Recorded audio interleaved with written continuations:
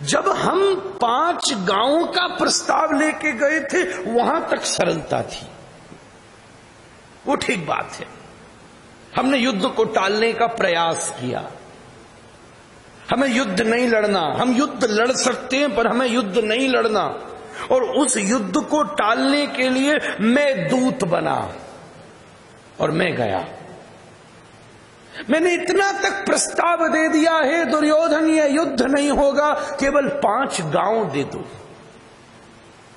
पर वो कहता है सूचाग्रे नैव दास्यामि बिना युद्धेन केशवः। अगर उसके बाद भी हम कुछ न बोलें तो ये सरलता नहीं है, फिर अब दुर्बलता है। सिचुएशन बदल गई, अब बदल गई। तब तक सरलता थी, अब दुर्बलता है। उसके बाद भी कुछ न बोले। दुर्योधन भी क्या करता, 5 गांवों पे भी डर गया। बिल्कुल बंजर इंद्रप्रस्थ की भूमि दी तो उसको महल बना लिया इन पांडवों ने। और ऐसा महल कि जहां जल में थल लगता था और थल में जल लगता था। महाभारत की भूमिका ही वहां से तैयार हुई। दुर्योधन इंद्रप्रस्थ का महल घूमता हुआ अंदर जा रहा था। एक जगह देखा उसने, ऐसा लगा कि जल भरा हुआ है। अपनी धोती ऊपर करी और जा रहा था, पैर आगे रखा, अरे ये तो फर्श है। थोड़ी दूर आगे गया तो देखा बड़ा सुंदर गलीचा बिछा हुआ है। बिल्कुल धड़ल्ले से आगे बढ़ा तो धड़ाम सीना पानी में गिर गया। द्रौपदी हंस पड़ी, अंधे की संतान अंधी ही होती है। उसी दिन तो सारी भूमिका कस गई। बोला दुर्योधन एक दिन बताऊंगा अंधे की संतान अंधी होती है कि क्या होती है। एक बंजर इंद्रप्रस्थ की भूमि दी तो इन्होंने ये कर डाला, 5 गांवों को ये क्या कर डाले क्या मालूम। इसलिए मैंने ये बात क्यों सुनाई, एक और विषय में रखना चाहता था। दुर्योधन का 5 गांवों के प्रस्ताव को अस्वीकार करना उसकी सबलता नहीं है, उसका भय है, ये उसकी दुर्बलता है। विषय को समझने का प्रयास करिएगा। उसका पूर्व अनुभव यह कहता है कि मैंने तो बंजर भूमि दी थी, मैंने तो 12 वर्ष का वनवास दिया था, मैंने तो 1 वर्ष का अज्ञातवास दिया था। एक बिल्कुल दुरुपयोगी, व्यर्थ, किसी काम में न आने वाली बंजर धरती को इन्होंने स्वर्ग से भी श्रेष्ठ बना लिया। अगर मैं 5 गांव के प्रस्ताव को स्वीकार कर लूंगा तो न जाने ये क्या बना डाले।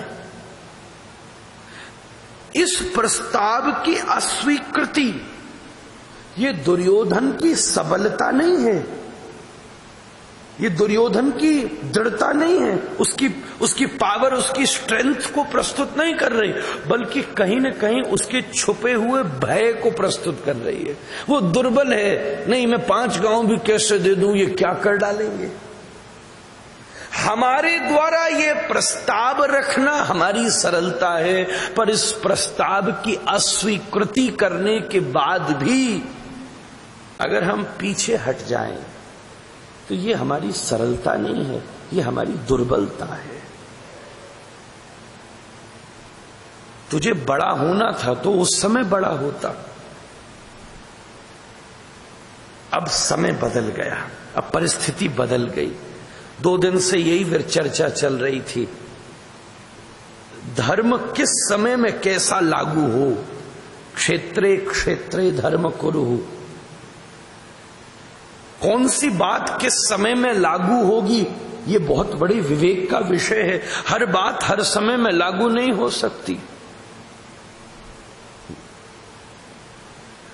इसकी स्थिति को समझना पड़ेगा।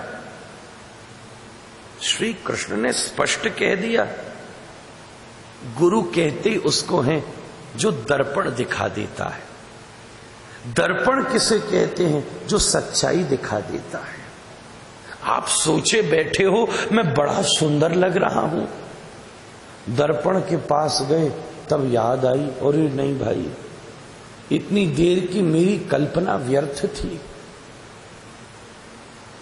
एक महिला मेले में गई, उस मेले में एक दर्पण की दुकान लगी हुई थी। महिला एक एक दर्पण उठा उठा के अपनी शक्ल देखती और फिर रखती जाती, फिर दूसरा उठाती फिर रख देती, तीसरा उठाती फिर रख देती। पूरी दुकान के सारे दर्पण उसने उठा लिए। अंत में छक करके दुकानदार बोला, माता क्या करती है, तुझे क्या चाहिए? तूने मेरी पूरी दुकान अस्त व्यस्त कर डाली, बता तो सही तेरी आवश्यकता क्या है, शायद मैं तेरी मदद कर पाऊं।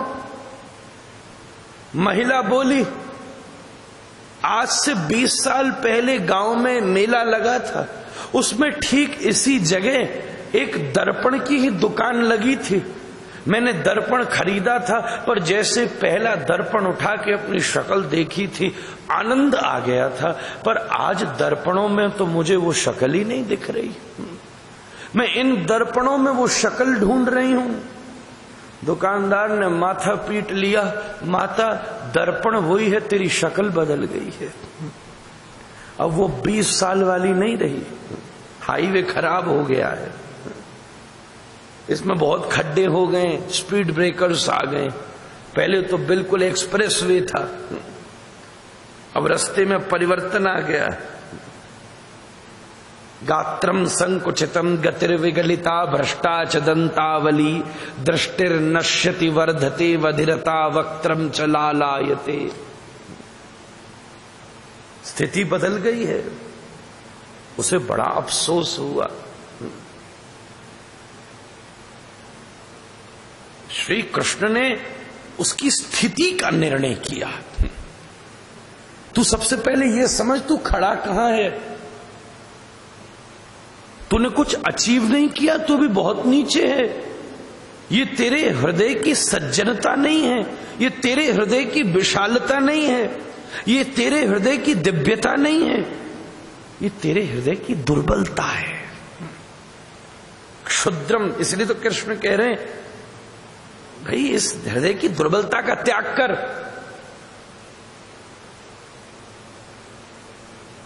त्यक्तोत्तिष्ठ परंतपः। एक क्षुद्र हृदय की दुर्बलता का त्याग कर, हे परंतप, हे तपस्वी, जागृत हो, समझ, उठ, खड़ा हो, प्रभाव से स्वभाव पर आ। कहां खड़ा हो? क्या जागना क्या है? यहां जागना क्या है? ये जो तुझे हेल्यूसिनेशन हुआ है ना, तेरे ऊपर एक मायावी प्रभाव जो तेरे ऊपर पड़ा है ना, ये दुर्बलता का जो प्रभाव तेरे ऊपर आया है ना, इससे तुझे जागना पड़ेगा। दिस इज नॉट यू, ये तू नहीं है। त्यक्तोत्तिष्ठ परंतपः।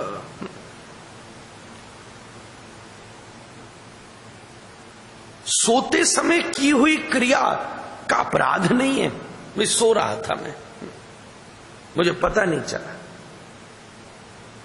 सोते किसी को लात लग जाए, सामने वाला भी बुरा नहीं मानेगा, चलो कोई बात नहीं, ये सो रहा था, सोते हुए क्रिया थी।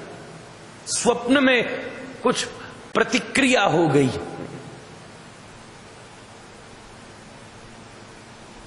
एक पति अपनी पत्नी का बड़ा शासन करता था, अत्यधिक शासन।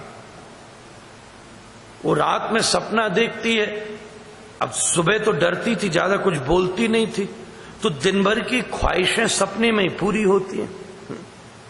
सपने में वो पति को बांध के पीट रही थी। इतना अच्छा सपना देखा कि उसके हाथ भी चलने लगे, वो नीचे गिर गया बिस्तर से।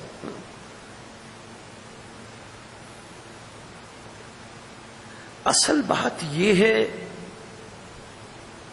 हमारे जीवन के जो क्रियाकलाप है ना, इतने सारे क्रियाकलाप इसीलिए हो रहे हैं क्योंकि वो कहीं न कहीं स्वप्न में ही है, निद्रा में ही है।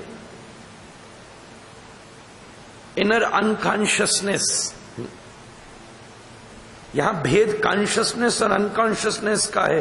अवेक और सोए हुए का नहीं है, जागृत और निद्रा का नहीं है।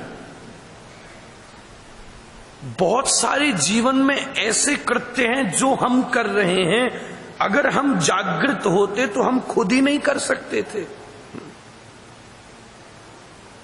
एक व्यक्ति बैठा हुआ मदिरा पी रहा है, उसे मालूम है बहुत महंगी है, उसे मालूम है विषकारी है, उसे मालूम है परिवार नष्ट कर रही है, उसे मालूम है डॉक्टर ने सख्त मनाही करी है, फिर भी पी रहा है। उस नशे में इधर से उधर जा रहा है, नाली में गिर पड़ा है, सूर्या कुकरिया चाट रही हैं, सोच रहा है उर्वशी तिलोत्तमा मेरे पैर दबा रही हैं। इस स्वप्न में ये कहीं ना कहीं निद्रा का स्वरूप है। ये तो प्रभाव में आ गया है, ये तेरा स्वभाव नहीं है। त्यक्तो तिष्ठ परंतप, हे परंतप जागृत हो। हमारे जीवन में किसी भी एक्शन का जब रिएक्शन खड़ा हो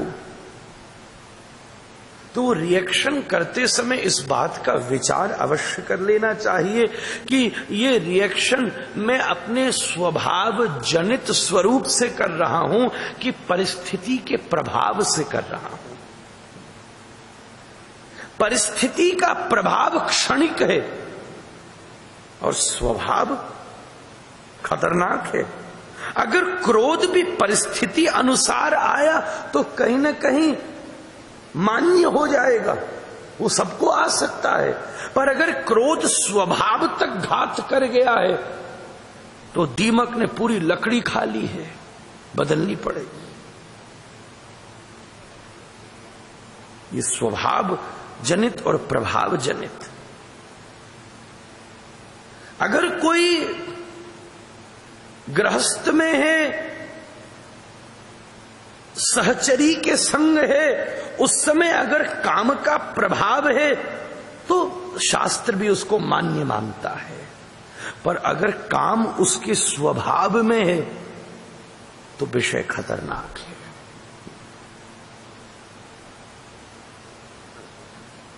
तो बात की स्थिति खतरनाक है। हे पार्थ,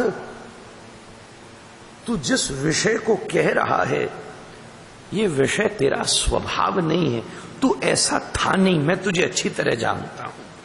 ये तेरी प्रकृति नहीं है, ये तेरे अंदर उपस्थित विकृति है। मूलः प्रकृति विकृति महदाद्य।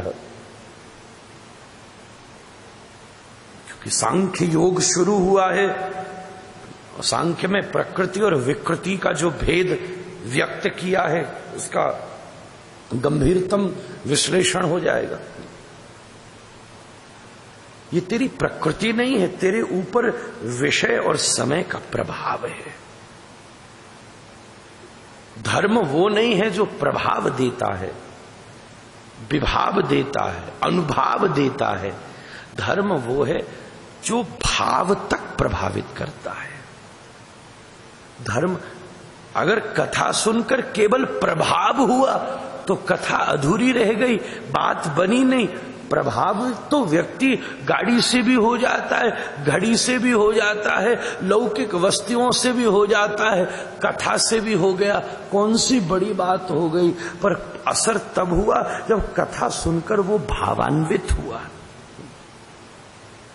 तब थोड़ी परमानेंट बात है, नहीं तो टेम्परेरी है। क्षुद्रम हृदय दौर्बल्यम त्यक्तो तिष्ठ परंतप। हे परंतप, तू जाग। स्वामी विवेकानंद के हर चित्र के नीचे लिखा रहता है, जागृत रहो, उत्तिष्ठ जागृत प्राप्त वरान। उठो भाई, जागृत रहो। आपकी हर एक क्रियाकलाप ऐसा हो जो जागृत का है, निद्राग्रसित नहीं है। इसी को तो कहते हैं जीवन की कला क्या है, चलना, बोलना, बैठना, हंसना, देखना, ये सब एक जागृत की तरह हो, बुद्ध पुरुष की तरह हो। उस सब में एक बुद्ध पुरुष के चलने में भी एक मैसेज है, उसके शब्द में भी एक मैसेज है, उसके बैठने में भी, उसके सोने में भी एक शुभ संदेश है, उसकी निद्रा भी एक उपदेश है, उसका नियम भी एक शास्त्र है। एक जागृत का कर्म कैसा है। मैंने स्वामी जी का नाम लिया तो मुझे उनके जीवन की घटना याद आई जो मुझे बहुत पसंद है और मैं कई बार रेफर करता हूं। जब स्वामी विवेकानंद पहली बार विदेश यात्रा के लिए निकल रहे थे तो जाने से केवल एक दिन पूर्व वो अपनी गुरु माता को प्रणाम करने गए। देखा उनकी गुरु माता कक्ष में बैठी हुई थी और आसपास कुछ शाख रखी थी। स्वामी जी गए, प्रणाम किया तो गुरु माता ने आशीर्वाद तो नहीं दिया बल्कि ये कहा जरा भीतर से चाकू लेकर आना। स्वामी जी अंदर गए, चाकू लेकर आए और चाकू गुरु माता को दिया। लेकर गुरु माता ने आशीर्वाद दिया। स्वामी जी ने प्रश्न किया,